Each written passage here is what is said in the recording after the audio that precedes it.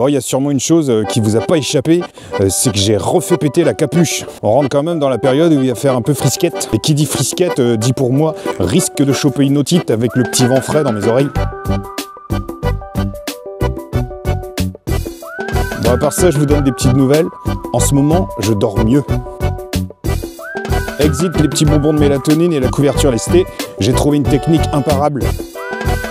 Et cette technique, c'est en gros bosser. Alors ça veut pas dire que jusqu'à présent je bossais pas, mais ça veut juste dire que depuis que j'ai commencé ce nouveau boulot il y a 2 mois, je vous assure que le soir je fais dodo. Spontanément, je vais me coucher avec une intention, faire dodo. Alors que jusqu'à présent, le moment du coucher, c'était plutôt le moment où je rentrais dans un autre monde, celui où j'allais beaucoup penser, celui où j'allais créer, celui où je me cultive sur des sujets qui m'intéressent sur le moment. Bref, le moment du coucher n'a jamais été associé pour moi à l'idée de dormir, sauf depuis que j'ai commencé ce nouveau boulot. Je suis rétamé en fin de journée, je vous dis pas. Alors pour ceux qui seraient intéressés de savoir comment ça se passe depuis les dernières vidéos où j'ai traité ce sujet, à savoir les vidéos intitulées Immersion volume 1 et volume 2, volume 3 aussi, je sais plus. Je pense que je suis arrivé à une sorte de rythme de croisière. Globalement, j'ai l'impression d'avoir saisi à peu près les contours de ce qu'on me demande. Du coup, ça me permet d'avoir une espèce de base, un ancrage en fait qui me permet d'être réactif et adaptable en fonction des aléas et des trucs que j'ai pas prévus. Et en fait, je trouve ça trop cool ce que je fais. Et ça, c'est cool parce que c'est quand même un secteur d'activité sur lequel je lorgnais depuis des années et puis finalement, ça correspond bien à mes attentes. Le seul truc que j'avais pas imaginé, c'était la charge du boulot. Et le fait d'enchaîner les tâches tout en ayant en tête en fait les différences qu'il va y avoir entre chacune des tâches en fait. Des fois c'est pas les mêmes logiques, des fois faut faire des va-et-vient et c'est assez coûteux. Et il y a une chose que j'observe, c'est que si d'ordinaire les trucs pas prévus c'est censé me chatouiller un peu, j'aime pas, mine de rien j'arrive quand même à l'intégrer en fait dans mon programme, ce qui fait que je le vis beaucoup mieux. C'est-à-dire que je sais que chaque jour il y aura une petite surprise. Et finalement, le fait de me dire que ça fait partie de ma routine, celle de traiter des choses que j'avais pas anticipées et qui sont imprévues, c'est beaucoup plus tolérable en fait. C'est hyper étonnant. Ça, c'est une théorie que je me fais parce que pour le coup, les jours, les semaines ne se ressemblent absolument pas. Et que j'ai pas un emploi du temps qui est complètement fixe et qui est rigide. J'ai une espèce de planning grand écart et pâte à modeler.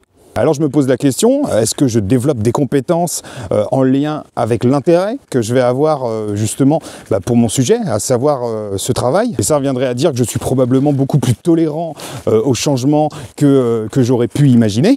Et en même temps, ça rejoindrait l'idée que les expressions finalement que prendront le TSA sont facteurs du contexte et de l'environnement, des conditions qui sont réunies ou pas. Après, en termes de surprises et d'imprévus que je peux avoir, par exemple, je vais partir sur une petite tâche qui théoriquement doit me prendre 10-15 minutes, et finalement, je vais me retrouver par 2 jours comme ça de prise de tête parce que j'ai remonté le fil et que j'ai découvert un truc qui n'est pas cohérent ou qui n'est pas clair. Et pour le coup, il y a peut-être un petit côté TSA qui s'exprime parce que si je capte un truc qui n'est pas clair ou qui me semble incohérent, il y a une espèce d'instinct que j'ai et que je ressens au niveau corporel.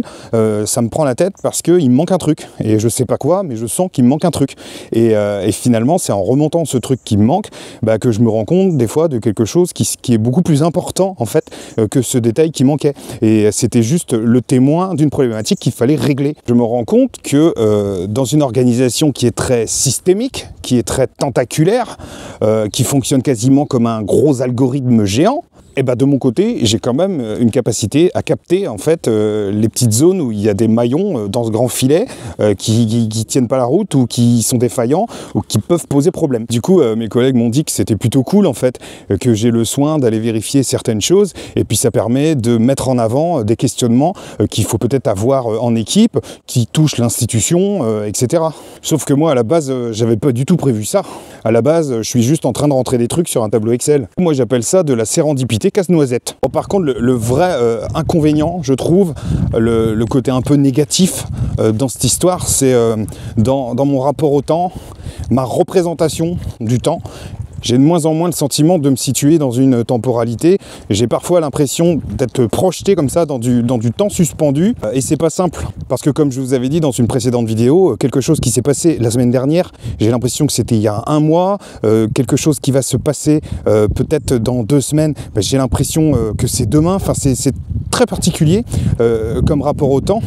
Et c'est lié aussi à l'amplitude horaire en fait, puisque je fais moi-même mes heures, donc c'est à moi de m'organiser.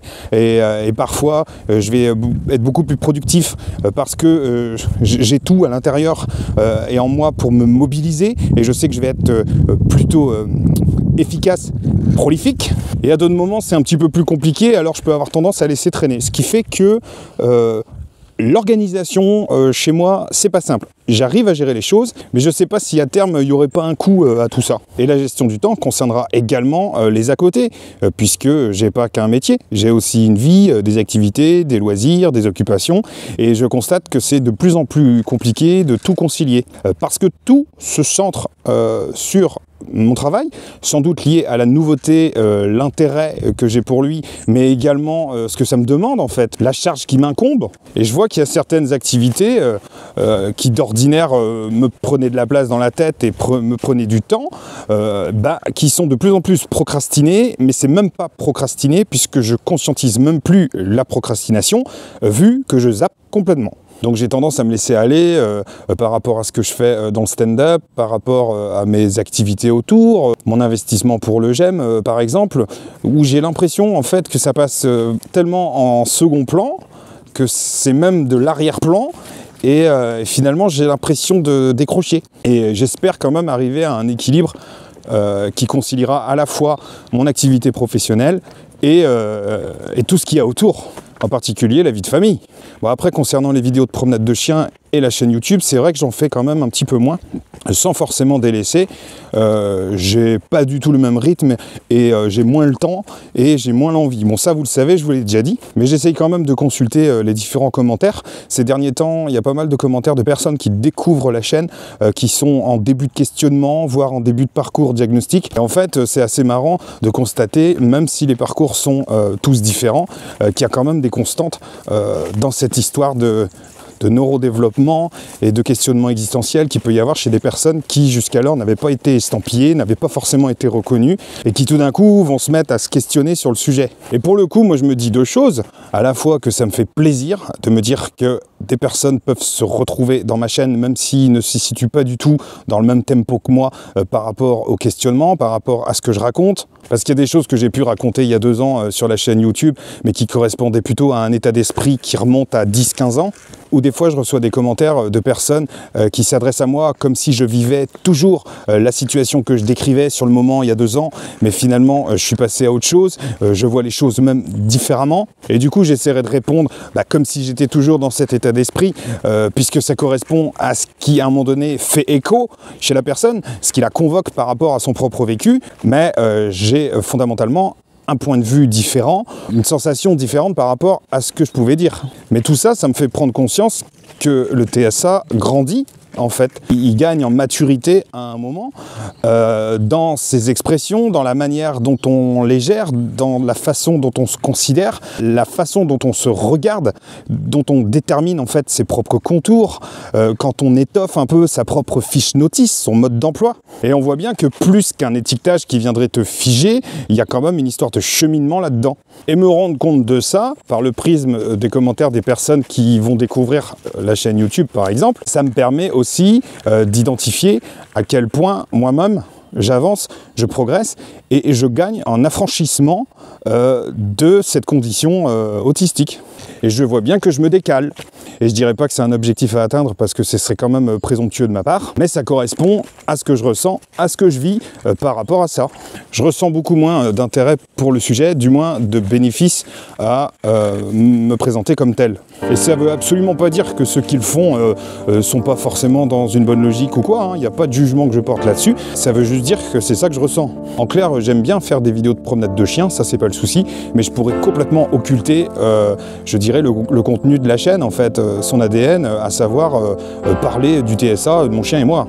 Et ça, c'est peut-être complètement fonction du contexte dans lequel je suis en ce moment, parce que j'ai d'autres prérogatives, j'ai d'autres impératifs, j'ai d'autres endroits où finalement mon attention va se centrer. Et j'exclus pas d'ailleurs que je pourrais y revenir.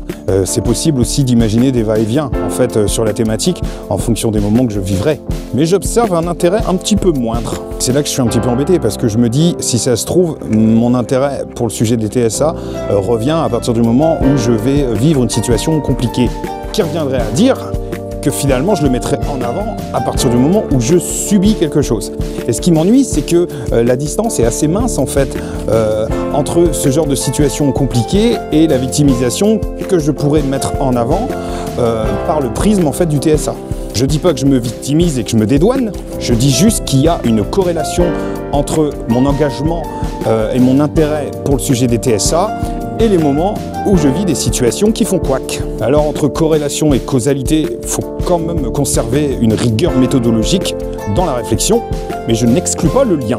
Bref, pour terminer, je dirais qu'en ce moment, je me sens un tantinet en mutation, et en soi, c'est pas désagréable.